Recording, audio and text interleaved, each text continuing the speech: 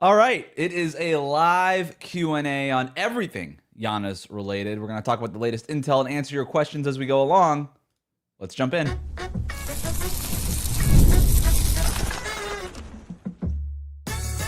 You are Locked On Heat, your daily Miami Heat podcast, part of the Locked On Podcast Network, your team every day. All right, welcome to Locked On Heat, your daily podcast on the Miami Heat, part of the Locked On Podcast Network, now the #1 sports podcast network. Whether you're tuning in on YouTube or on your favorite podcast app after we go live here, thanks for making Locked On Heat your first listen every day. Join the Cookie Gang, become an everydayer. That means subscribing, tuning in every day, Monday through Friday, and signing up for the Everydayer Club with the link in the show notes. Over on the Everydayer Club, we are going to be sharing all of the latest intel and what we're hearing after this with people in the Everydayer Club. So use the code DEADLINE to get your first month for free. You can find the link to sign up in the show notes after we get done here. I'm Wes Goldberg. I'm host of Locked On NBA Daily and Real GM Radio. I wanted to go live this Friday afternoon to talk Giannis going into the weekend. We already have a bunch of questions to get to. If you have questions about Giannis, drop them in the chat. I'll try to get to as many of them as I can here at the end. But before I get to the questions, I want to clarify what it is that I'm doing here so that you guys all have the right expectations. No, I do not know if the Heat are going to get Giannis. Not right now. Nobody does. All right. So let's start there. But I also want to make it clear that I don't position myself as an insider. I'm more insider adjacent, if I'm going to borrow a term that Matt Moore likes to use. I'm going to steal that. So a little bit of background in terms of why I'm even doing this, how I know things, all this stuff. So my background is I was a beat writer for years covering the Golden State Warriors.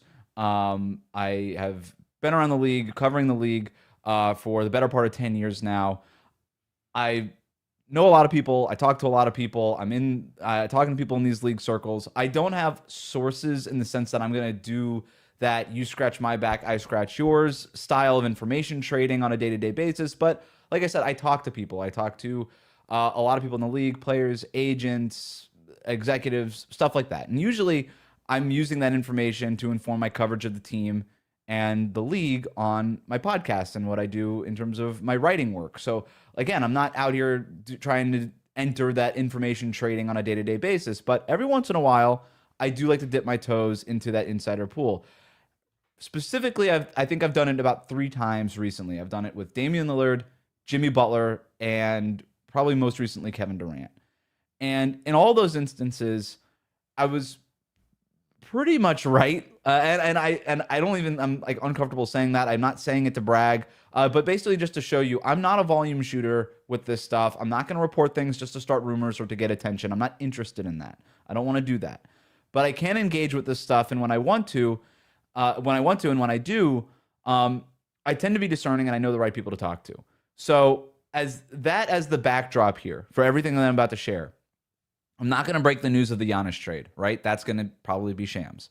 But I think I have a solid track record where if you listen to me on all of this, a lot of this stuff, you're not going to be surprised by what ultimately happens.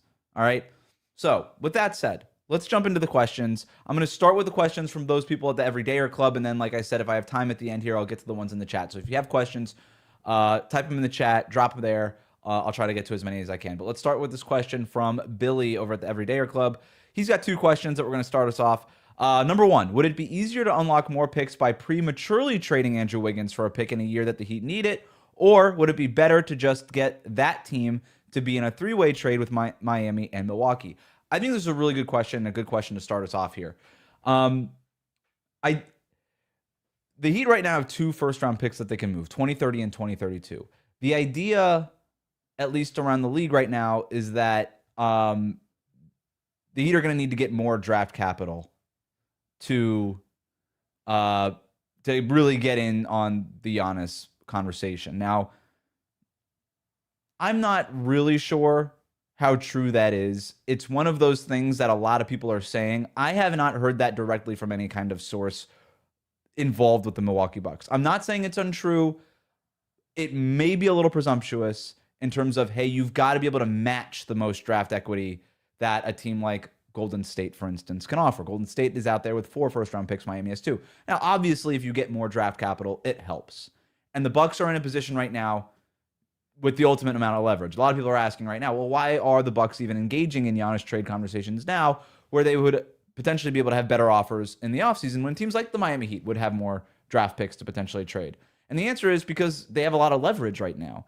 They don't, first of all, have to do anything. They could just start to field offers, and they could say, hey, if you want Giannis in time for this playoff run, then you are going to have to give us your best package possible right now. Whereas in the offseason, a team could say, well, we didn't get that half year of Giannis. He's going into his age 32 season. Maybe we feel a little bit differently about that. But also the Bucks are going to start to lose a little bit of leverage because then they start running up against that extension clock, right? In October when Giannis is eligible to sign that extension.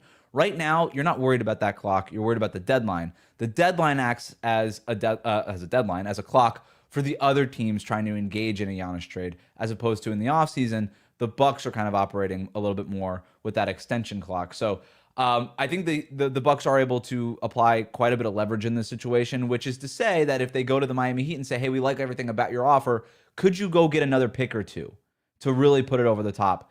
The Heat would be in position to where they would almost have to, they'd be forced to do that if they really wanted to get something done here. So in terms of Billy's question, I think it would be easier to actually do that trade ahead of time as opposed to a three-way trade. Now, it's not as black and white, right? It's not, hey, just blindly trade Wiggins to X team, get a 2027 first-round pick, which is, for everybody keeping track here, the Heat need a pick in 2027 in order to unlock 2026, and then they need to adjust the protections on that pick that they owe Charlotte in 2027, which is currently top 14 protected.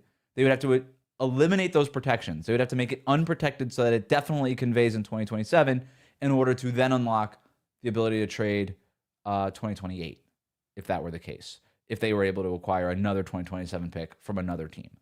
So there's two kind of moves here, or really like a move and a half here, right? Number one, acquire 2027 pick. Number two, adjust those protections on that 2027 pick that you owe to Charlotte. You have to do both of those things. I think doing that ahead of a trade for Giannis would be easier than trying to put it in a three-way trade.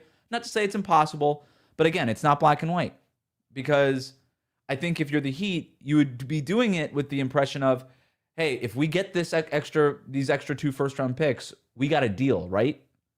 And at that point, if you're John Horst, you would say, yeah, we like everything you got. Trade Wiggs or whatever you got, do whatever you got to do.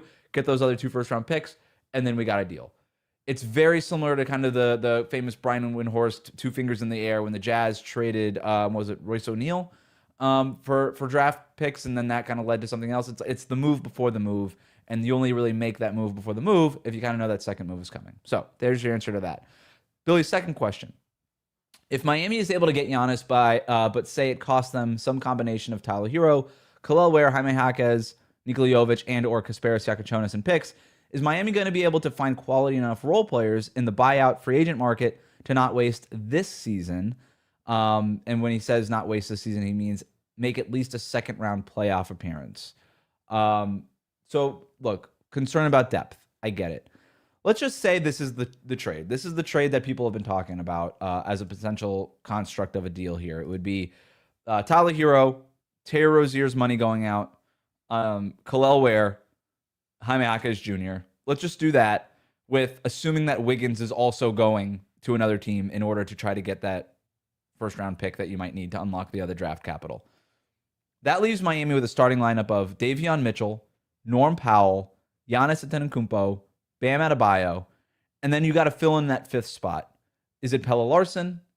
I don't know, because the shooting might not be exactly right. I might just want Pelle coming off the bench.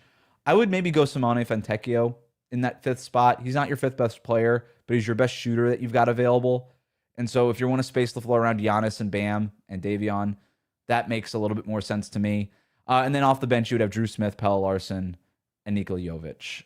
If Jovic is not included in that deal, we'll talk a little bit more about Jovic here in a second. Plus, by the way, anything else that you get from Milwaukee in that deal, are you able to procure a Jericho Sims or something like that also in that trade? Like, that's not awesome, but that's something else off the bench. Maybe you promote Myron Gardner from his two-way. He's been good in spot minutes here and there. Keshad Johnson could see some more rotation time. These aren't inspiring names. You're sending out more players than you're bringing back in, so you would have the ability to add with minimum free agent numbers. I think you'd at least be able, it depends on the exact trade, you would at least be able to sign 2 guys to prorated minimum contracts. And if you could do that based on the buyout market or just based on the guys that are already out there, it's not going to be the best depth, but it would be something. But that starting 5, Davion Mitchell, Norm Powell, Giannis, and Bam, that's a formidable group. It's probably not good enough to make the NBA Finals this year, but I also know nobody's going to want to play that group in the playoffs.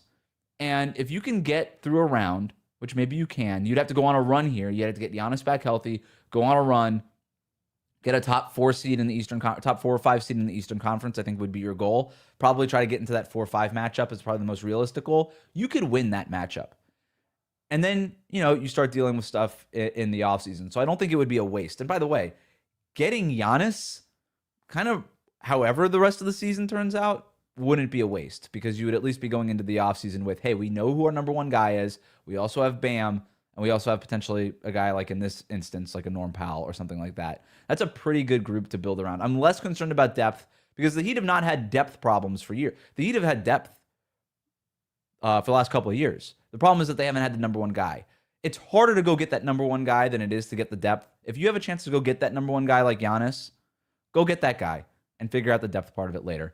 Jonah writes in, Matt Moore said he likes the Timberwolves and Knicks offer better than ours because the players going out can also fetch draft capital. Based on our best offer, how many picks do you think our guys could net the Bucks on top of our own? Hero, Wiggins, Ware, Jaime, etc. Let's assume our priority is to get a 2027 first back first so that we can give the Bucks 4 picks. So I do think this is interesting. I want to talk about the Wolves and Knicks side of this too because one of the things that I'm hearing right now, and now I guess we're getting into some of the intel part of this, is if the Knicks were to make an aggressive move for Giannis before the deadline, the name to watch with them is OG Anunoby.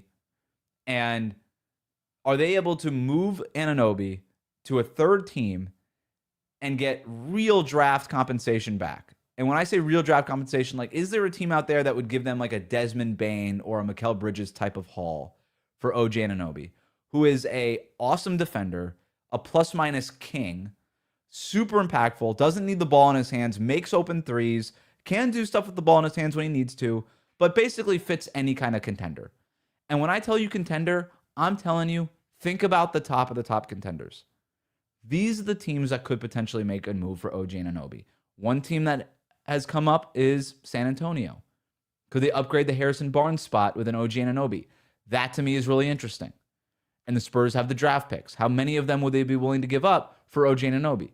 The other part of this too is if we were going to give up 4 picks for OG Anunoby, why not give up 4 picks and 1 good young player to go get Giannis? So that's a little bit of a thing here, which is why this isn't as clean as it sounds. The other part of this too is, sure, the Knicks can turn around and trade OG Anunoby to another team. The other team that comes up a lot is Portland, right? Portland controls, I think it's 2 swaps from Milwaukee and a pick outright. I think I have that right. But they have control of 2 or 3 Milwaukee picks. Could the Knicks trade OG to the Trailblazers, get control of those Bucks picks, and then reroute those picks back to Milwaukee so that the Bucks can regain control of their own draft? That is another thing that's out there. The other team that's out there is the Oklahoma City Thunder. And this is terrifying for the league for a lot of reasons because OG is sort of a hand-in-glove fit for that Thunder team. Isaiah Hartenstein is a name that's come up. He's got a team option for next season. Is that the kind of money that they'd be willing to move to go get a little bit more of a versatile piece in OG Anunoby? Hartenstein's awesome. He's been very good. He's also been injured for Oklahoma City. The Knicks have a need at center, whether or not they have Towns or not. Mitchell Robinson has been injury prone in the past. I think there's a need there and obviously there's a familiarity with Isaiah Hartenstein. There's probably a little bit of a regret letting him go the way that he had to go. I know that there was some money stuff involved there, cap issues for them, but could they bring back Hartenstein, trade away OG Anunoby, and get Hartenstein and like a bunch of picks back? That's possible too. But the reason why this isn't, when I kind of start punching this stuff into the trade machine, the issue that I keep coming to, whether it's the Knicks or the Wolves doing something similar with like Jaden McDaniels or something, is, okay, you've got the draft picks. You still don't have that blue chip young player. And everything that we're hearing out of Milwaukee is that they want a combination of both draft picks and good young talent. that they could start to build with and around. The Wolves and the Knicks can't offer that. The Wolves have Rob Dillingham. I don't think anybody's excited about him. The Knicks got nobody, right, in terms of young talent. That would be exciting for Milwaukee. So, yes, maybe they can make a move over here to go get the draft capital and check that box. But in terms of the young talent, that's where it gets harder. Now, could the Knicks do another move, right, where we're talking about maybe moving Towns or a Mikal Bridges in addition to an OG? Or the Wolves, they move McDaniels and then they move Julius Randle or something like that. Right now, I'm just hypothesizing here, but that's a lot of stuff to happen between now and Thursday in order to even get in on the Giannis conversation. So I tend to be a little bit less inclined to believe that the Wolves and the Knicks are really into this thing. But that's less reporting. In terms of everything I'm hearing, they are very motivated to try to get in on this, specifically the Timberwolves. But I just trying to kind of connect the dots and put the string in between the push pins here. It just seems like it's a pretty daunting task for them to do. Now, Tim Connolly has made really big moves before. He's done it surprisingly so, right? Like he's kind of come out of nowhere to make these big moves like twice now. So I'm not going to put anything past him. So we'll see what happens. Lander writes in, do you think a third team would need to get involved to facilitate a trade for Giannis? If so, who could some possible teams be and what type of talent do you believe they would that they would like? For example, could the Warriors be involved with Kuminga going back to the Bucks? I do think that if the Heat were involved in a Giannis trade, more than likely there would be at least another team involved. So we're talking about a minimum of 3 teams. Not just because of the Wiggins, or I shouldn't keep putting Wiggins because it doesn't necessarily have to be Wiggins, but that's the name that keeps coming up. Not only to try to add more draft capital to the Bucks package, but also because there's a lot of money involved. And there could be teams like Brooklyn or Washington or Indiana that could potentially help facilitate a deal by taking on some extra money. So Andy Ellsberg, cap expert, guy in charge of a lot of this, the machinations of a lot of these moves, if not the vision of them, certainly a lot of the execution part of it. He's a wizard with this stuff. And if any, I would probably put him at the very top of the list in terms of guys who know how to make multi-team trades happen where everybody walks away with something that they're happy about. Ellsberg, I think, is top of the list. Best guy at that in the league. So if anybody's going to be able to do it, it's him. I would expect that. And the Heat, by the way, historically don't really do like just 2-team trades. They love multi-team trades. I used to have a joke where like somebody needs to tell the Heat that you're allowed to just trade with one other team, because it feels like every trade that they do involves multiple teams, where that wasn't always the case in the past. But in the new CBA, more and more teams are doing multi-team trades. When I say multi-team, more than 2, obviously. So that's where that is. I do think a third team would have to get involved.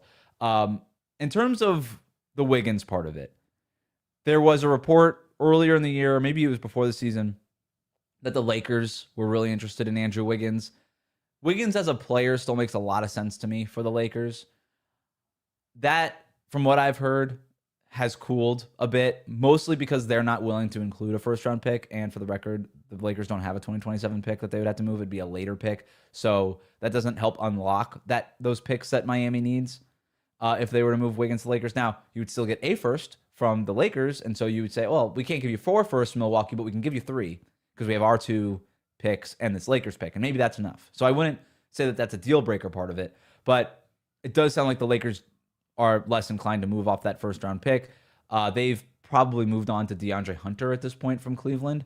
Not to say that the Wiggins thing can't come up again, but if they're able to get Hunter without including a future first, they'd probably go that route before they part with a first-round pick for Andrew Wiggins. Even if everybody kind of agrees that Wiggins is the better player, I think they would prefer Hunter and the first-round pick than Wiggins and no first-round pick. And that's sort of the math the Lakers have to try to do. That said, there could be other teams involved for Andrew Wiggins. If you get a 2027 pick, the hard part for the Heat right now is that they would basically be demanding, hey, like, we need a first-round pick for Wiggs, and we need it to be in 2027.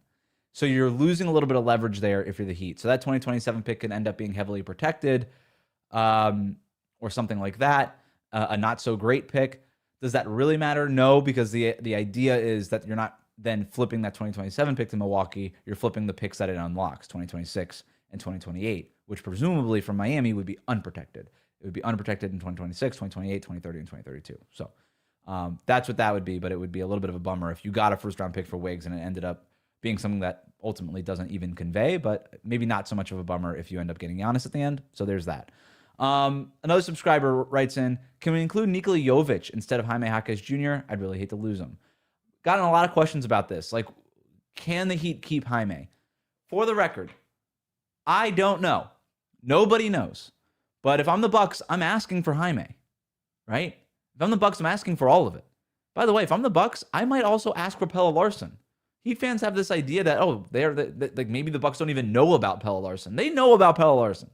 If the Bucks are going to trade Giannis, they're doing their homework. They're watching the film, okay? They're going to pop on League Pass a couple of times and check out what's going on with the teams that they're talking to. So the Bucks might just ask for all of it, and they would be in the right to ask for all of it. It doesn't mean that they can't get talked down from asking for all of it, right? You ask for all of it, and then that's when negotiations start. And depending on the other offers that come in, if the other offers aren't as strong as maybe it sounds, maybe the Heat are able to hold back Jaime Jaquez Jr. and or Pelle Larsson or somebody else, right? So I'm not going to say that they can't keep Jaime in this deal. What I've said recently on the podcast is I don't know that you can walk away from a deal that's essentially done over Jaime Jaquez Jr. As good as he's been, as great as he is, as much as we love him here locally, do you really walk away from getting Giannis if the last piece of it is Jaime? I just have a hard time envisioning the Heat front office doing that. Now, to the question, can we throw Jovic their way instead of Jaime? I don't think so. And just ignore the on-court stuff for a second.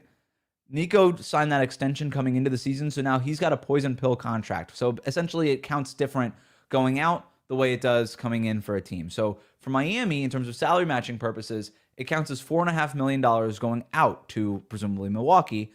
But for Milwaukee, it counts as $13 million coming in. I can go in a big... That's what the poison pill provision essentially does to Nico's contract. Okay, that's the important part of this. It's not impossible then, but it is difficult for that to work out because the league requires you to match salary for trades, and it's a little bit extra difficult for two teams that are close to aprons and don't necessarily want to take on extra money, even in a Giannis trade.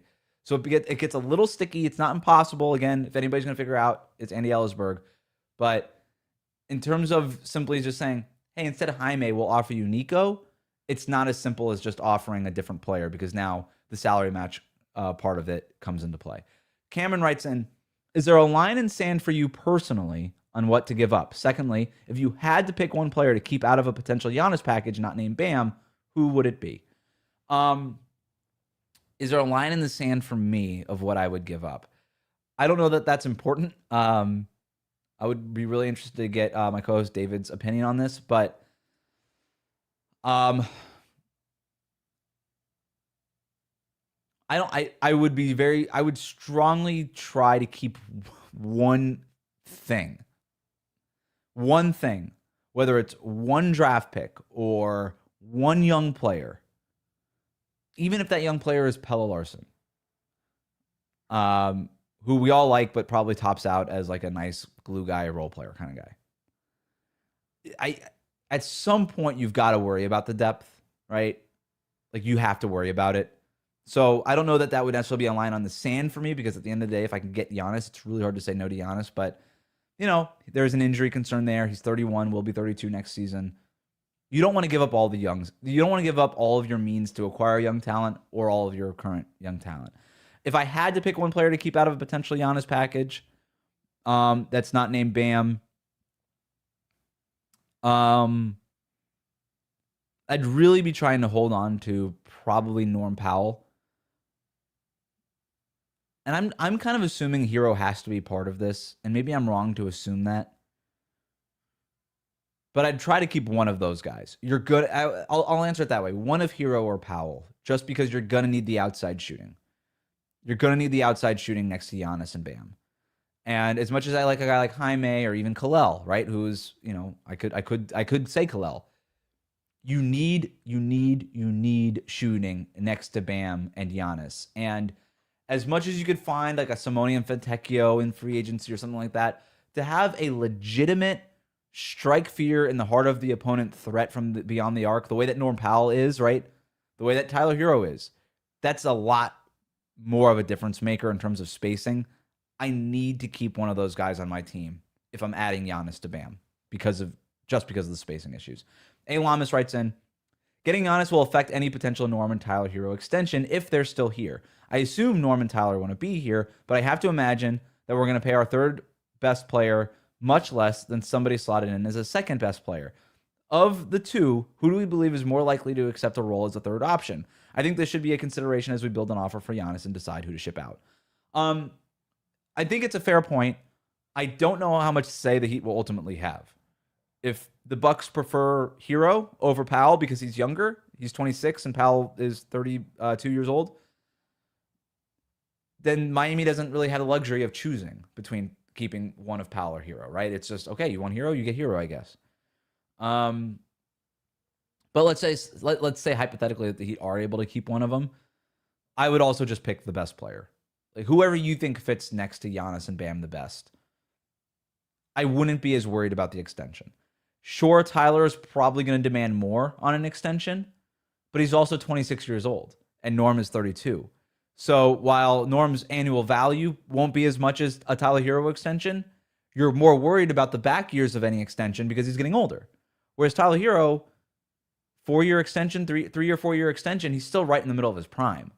Where Norm Powell will probably be at the tail. Norm Powell has a obviously different kind of age curve right now. He's at his prime at 31 and 32, but we don't know how long his body will last before it starts to break down. We have no idea. With Hero, he's injury prone. That's also a part of this, but at least you know I've got this guy from 26 to 29 or 26 to 30 years old, and he's been an all-star, and his shooting is what it is. You know, the spacing is obvious with him.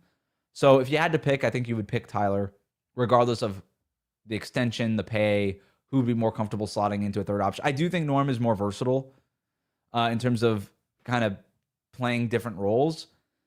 But with guys like Giannis on the roster, everybody else just falls into place. And I would argue, too, that if Giannis is your number one option, and let's say you have Giannis Hero or Giannis Hero / Powell, one of those, and Bam, on offense, Hero and Powell might still be the second option, right? Where Bam is able to kind of slide into that Chris Bosh type of third role where every once in a while he could be your number 2 option. But you might be more comfortable with the perimeter guy being the number 2 option.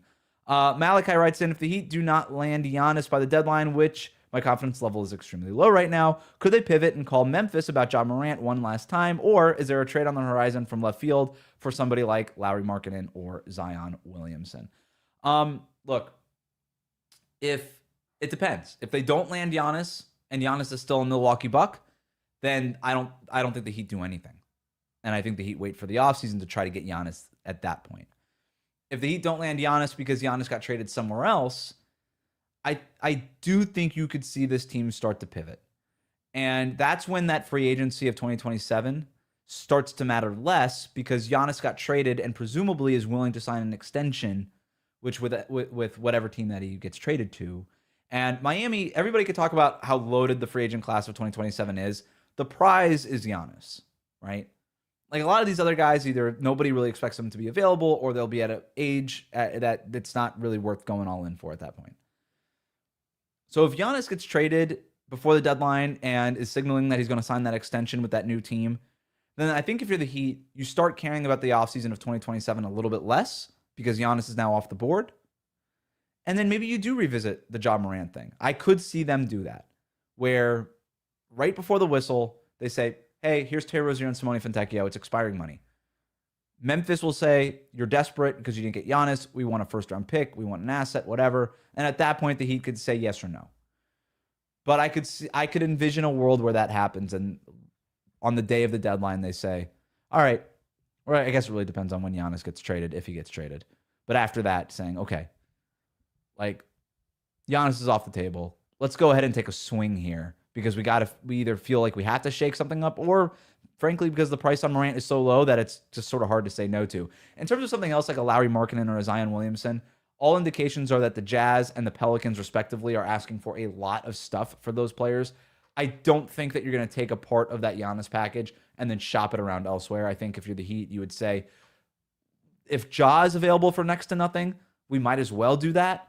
But we're going to start pivoting at this point and really start to embrace maybe the younger core of this roster I don't know that means trading all these like Bam and Hero and all that stuff either.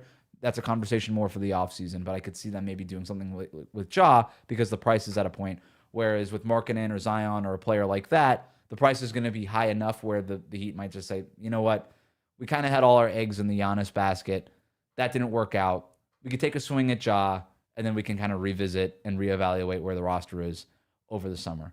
I got a few more minutes here to take some of your questions. If you have them, leave them in the comments. I'll try to get to a few here, but you'll have to forgive me for kind of browsing through here because I have not been looking at this while I've been talking. Wes is worried about the back end of the Powell contract, but not Giannis.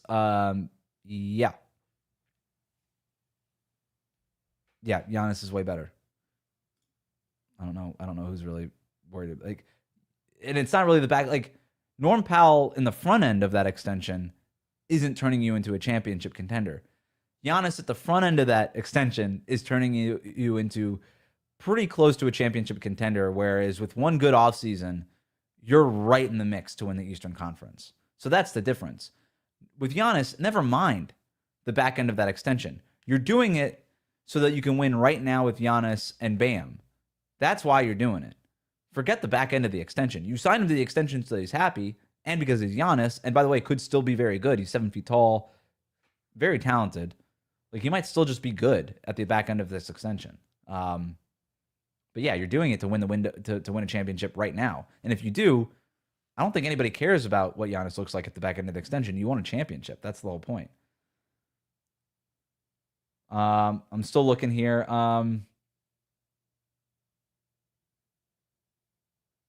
Yeah. Yeah, it's mostly just comments. Oh, here we go. If we don't get Giannis, is the long-term plan to stockpile assets for Anthony Edwards?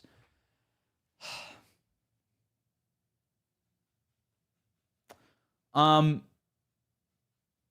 have not heard anything definitive from anybody in the Heat organization or around the Heat organization or anybody really that would know anything that the Heat are seriously considering a run at Anthony Edwards.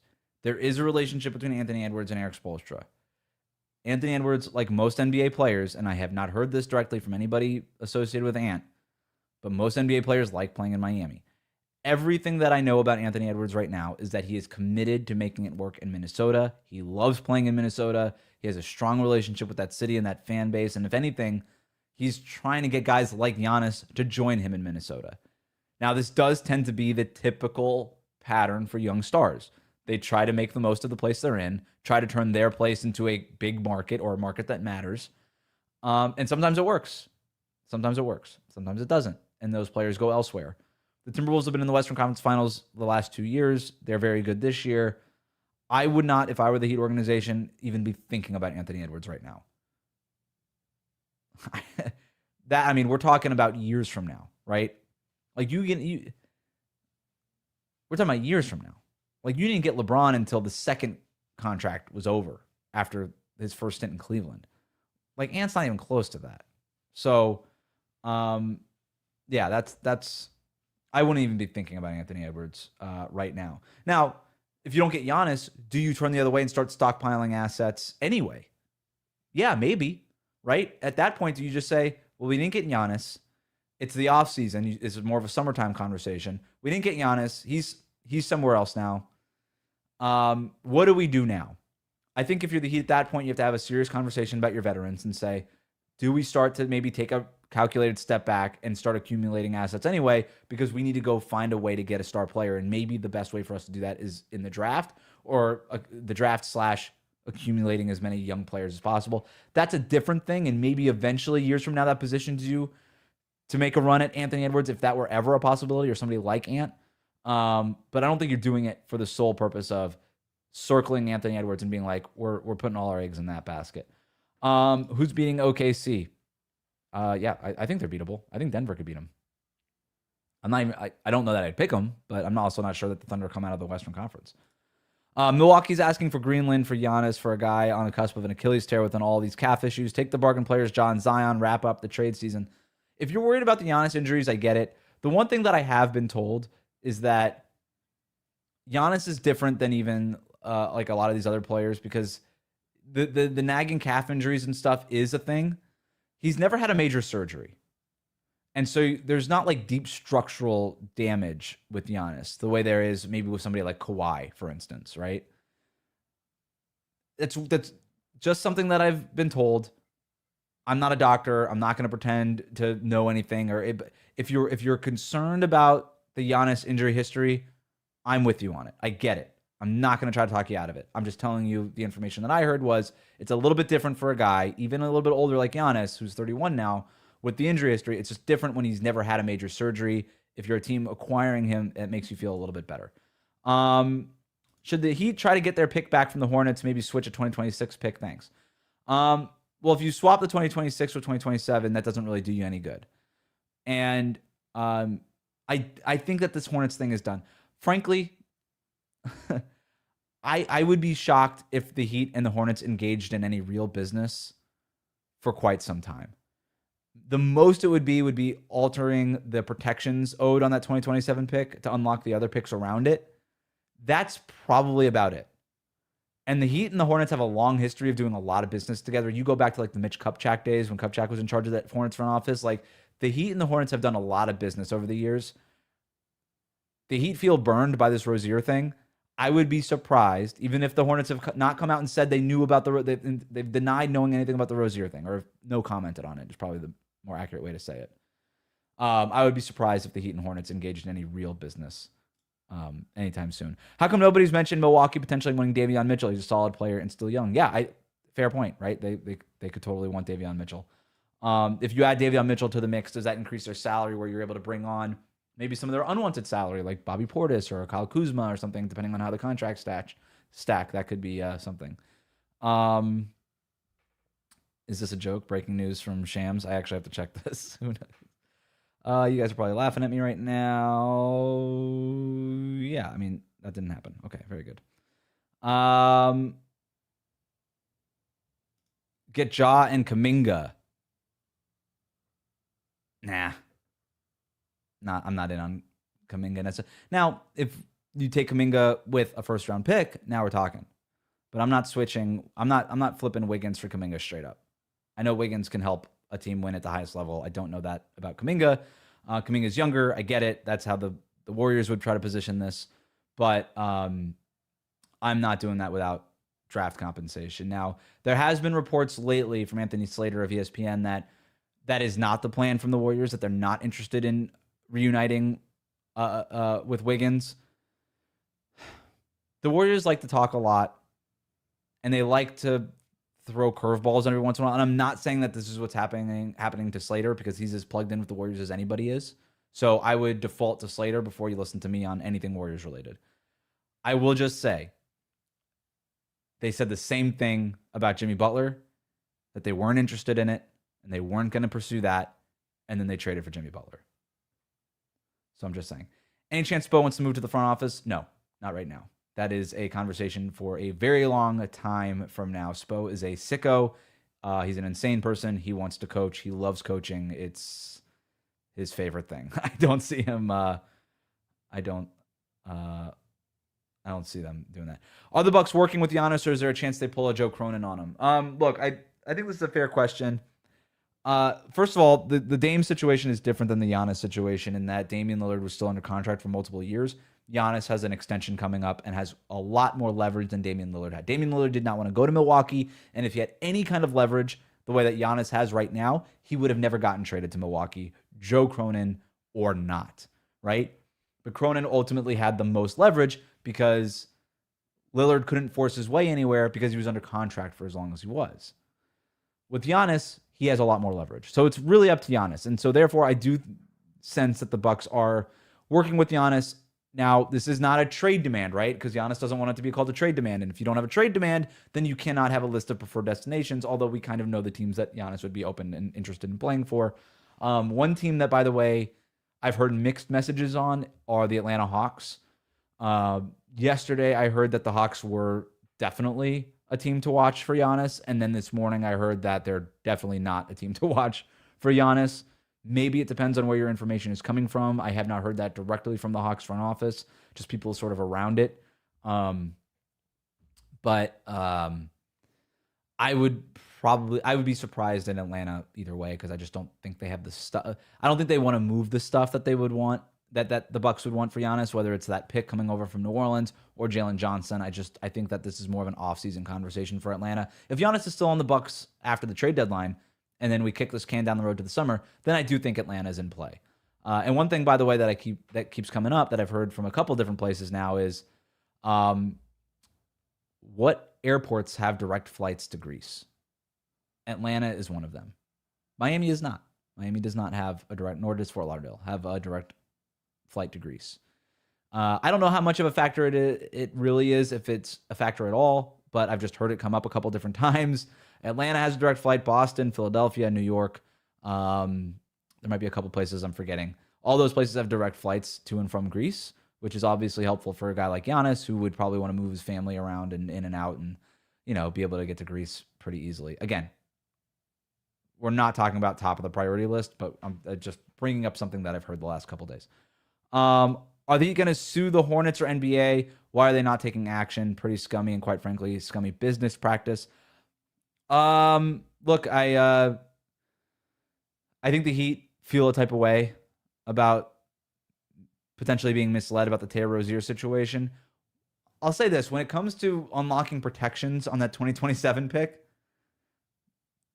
the Heat could just approach the Hornets and say, listen, we're not going to bring anything up with the NBA, the players union, the front office, anything. Just do the right thing. Unlock the protections on 2027. We have to give you something, because we have to technically touch, but it'll be a crazy protected second round pick that won't convey, or cash considerations or something like that. And that might be it. Just a guess. No reporting on that. Let's see. What else do we have here? We might be done. Oh, here's a good one. What are the Heat planning to do with Rozier's contract if Giannis isn't moved at the deadline? So on January 7th, that was Miami's deadline to potentially waive Terry Rozier and save an additional $1.7 million against the salary cap. That would have given them, at even the time, and certainly now, the ability to sign not one player to a minimum contract, but two players to a minimum contract. And one of the reasons that the Heat didn't do that then was because they wanted to, they saw more value in using Rozier's expiring salary to facilitate a trade for Giannis. Okay, if we're being honest, they had Giannis in mind the entire time. So they said, you know what, we'll keep Rozier's contract on the books because we think that his expiring contract could be very useful. And I think, for the record, it could be very useful, and I do think that it will come into play if the Heat trade for Giannis. It's one thing that a team like the Golden State Warriors, for instance, can't offer. And I've seen this on ESPN that, like, the Jimmy Butler contract and the Kuminga contract aren't expiring, but they will be expiring, and they're movable. Okay, for technically every contract will be expiring eventually, so I don't want to, like, that's a dumb thing. I don't want to hear that. But I don't, like, is Kuminga movable?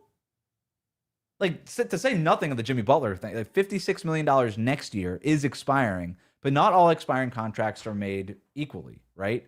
Like, $56 million in expiring is a lot of money to move, even if it's expiring, because you still have to match the money with any other team. So is there a team out there that's interested in, A, Jimmy Butler at all, and B, Jimmy Butler off a torn ACL at $56 million, even if it's expiring? It's a tough number to get to. I don't know what team out there is trying to get off of $56 million of long-term money right now, or at next year's trade deadline, this time next year. I don't think that that's a guarantee. I think that Jimmy Butler contract is not very movable. You might have to attach a pick to it. And in terms of teams like, hey, like, Jimmy Butler's a good player, another team could want him. We kind of know what the market for Jimmy Butler was already before the ACL injury. It was the Warriors, and that was it. And if the Warriors trade him, they're not going to bring him back. So, yeah, I don't know. I don't know about that. And then the Kuminga part of it too is, like, that guy wasn't in Steve Kerr's rotation. I don't know if that's movable.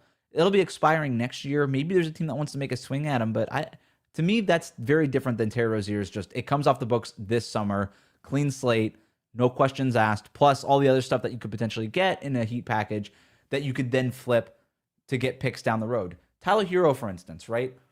Tyler Hero to me is like a Michael Porter Jr. type of acquisition where you get him now. He's youngish, not young enough to be on our timeline post Giannis, but 26 going on 27.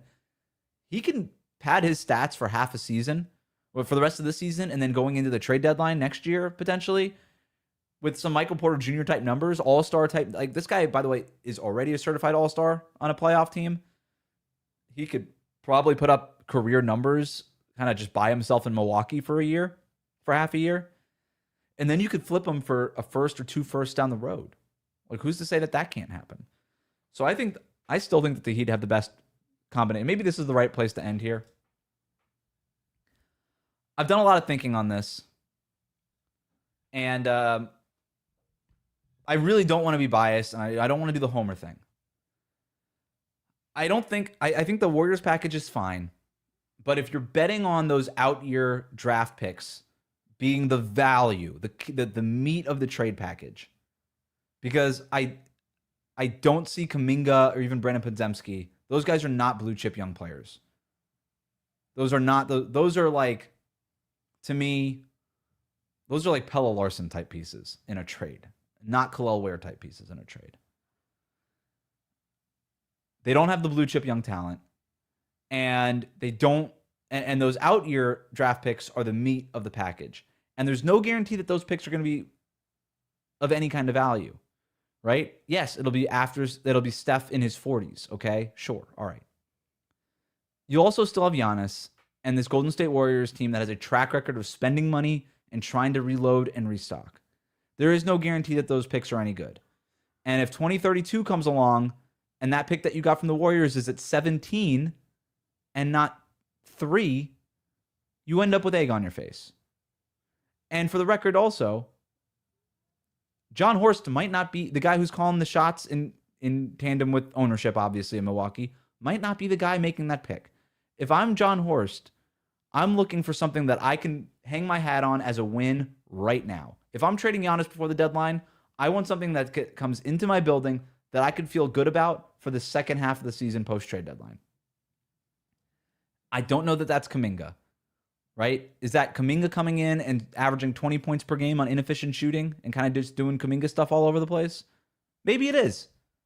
There are people who are much higher on Kuminga than I am. I could be wrong on him, but I'm pretty low on him. Pods is not that guy. He's fine. He's not that guy. Kel'el Ware could be that guy. Kel'el Ware with a lot of minutes, we've seen what he can do. I think he is, of the young players that have been talked about from the teams that are in serious consideration, Miami, Golden State, Minnesota, New York, Ware is the best blue chip young talent. And yes, the Heat can't right now match the Warriors package of draft picks, but they can give you something a little bit more immediate and of a lot more value, right? Whether it's Kel'el Ware plus Jaime Jaquez Jr. plus Tyler Hero and whatever you could flip Hero for down the line. To me, I'd rather have that if I'm Milwaukee, plus the 2 future picks from Miami, than I would the Golden State package. Now, if you watch ESPN, they're talking about the Warriors package like it's for sure the easiest package. I think one of the reasons that comes up is because it's the cleanest package. The Jimmy Butler and the Bucks, the Giannis money are exact. It's an easy trade to pull off. So that's kind of the road they're going down. I've also heard from people on ESPN that, again, the Butler contract and the Kuminga contract are quote-unquote movable. I disagree with that. People can disagree with that. I've also heard, by the way, that maybe the Warriors wouldn't do that. That maybe the Warriors' first choice wouldn't be to trade Jimmy Butler, despite the ACL injury. That it actually might be a package based around Draymond Green and Jonathan Kuminga. Now, I don't have great reporting on that from a Warriors source. It's just something that I heard through the grapevine. TBD on that. But I think that there's a lot more that we don't know. Okay, maybe this is a good place. Wes, please don't give me false hope. I've yet to recover from the Dame fiasco. I will say this. The Heat, as a front office, have major egg on their face following the Damian Lillard thing. Like, that is a thing in the league, not just among Heat fans. I don't want to get your hopes up either, right? If I was going to tell you a percentage chance that the Heat get Giannis, I think they're very, very motivated to get it done. This is the whale. This is the guy that they've been looking for. That said, there are enough people in the league that don't think about the Heat's package as highly as I do. There are a lot of people in the league that look at the Heat package and say, that's easily the best package, right? Like, people are split. Ultimately, what matters is what the Milwaukee Bucks think about the package. And if Giannis really does want to play in Miami and isn't gung-ho about getting his way to New York, whether it's within the next week or over the summer. So there's a lot of sort of balls up in the air on this. I think there's a chance that he'd get it done. I wouldn't say that they're the favorites. Frankly, I wouldn't say that anybody is the favorite at this point. I wouldn't have anybody at minus odds to get Giannis. To me, everybody's at plus something. We'll see what happens. But I do think that the Heat are in this, and we'll see what they can pull off. Maybe it's a straight up move for Giannis. Maybe there's a move before the move. Certainly, it'll be a multi-team deal probably. But we'll see what happens. This was fun. Thanks for sending in the questions on the comments. That's all the time that I have. I went about 20 minutes longer than I had planned, but a lot of good stuff. I hope this was helpful. Keep sending in your questions either here. Definitely sign up to the Locked On Heat Everydayer Club. Again, you can sign up to the Everydayer Club with the link in the show notes. You can use the code DEADLINE to get your first month for free. You can ask questions for things like this. You can ask questions for our post-game shows. You're going to get access to the ad-free version of the show, the Discord channel for Heat fans and NBA fans, and a bunch of other stuff. And we actually have some exciting announcements about the Everydayer Club next month, actually, before the trade deadline. Probably announce it on Monday, honestly. So now's the time to get in on that. Thanks so much for tuning into this live episode here on YouTube and making Locked On Heat your first listen every day. Make sure you subscribe, follow Locked On Heat so you get all the latest episodes, and we'll talk to you soon.